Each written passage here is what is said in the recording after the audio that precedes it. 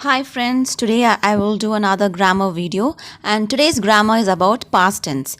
And since past tense or any conjugation can be confusing, I have decided to split the videos and I will teach you certain pronouns in each video. So today I will be focusing on ana, nahnu, anta and anti of past tense, and past tense in Arabic is called fi'l al-madi. So let's get started. So before I start, don't forget to check out the playlist on the other Arabic grammar videos.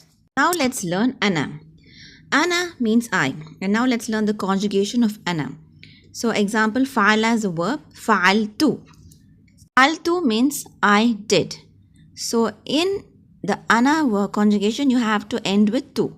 Like jalasa becomes jalastu, which means I sat. The next verb example will be shariba, which means to drink. So it will become sharibtu, which means I drank. Okay, and the last example is dhahaba. So dhahaba becomes dhahabtu, which means I went.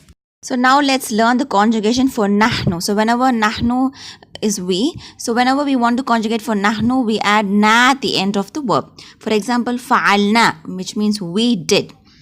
And the next verb jalasa becomes jalasna, which means we sat. And for example, shariba becomes sharibna, which means we drank. And the last example, dhahaba becomes dhahabna, which means we went. So we have to add na at the end of the verb. Let's learn anta. Anta, which means you for the masculine. Okay, how will we conjugate?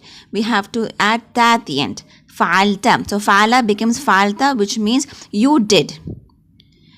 Jalasa becomes jalasta, which means you masculine sat.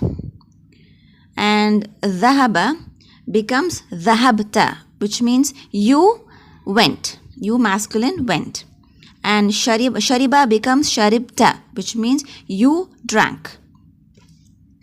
Now let's learn anti. Anti means you, addressing the feminine. Okay, so now the verb fa'ala becomes fa'alti. Fa'alti. So you have to add ti at the end of the verb, which means you did. Jalasa becomes jalasti, which means you feminine sat. The next verb shariba becomes sharibti, which means you feminine drank. And the last example dhahaba becomes dhahabti, which means you went. So now these are just 4 pronouns I have taught. So in the upcoming videos I will do the next 4 or next 5 pronouns, so that you will be able to remember the conjugation much better. Don't forget to like and subscribe, and do comment for any more requests.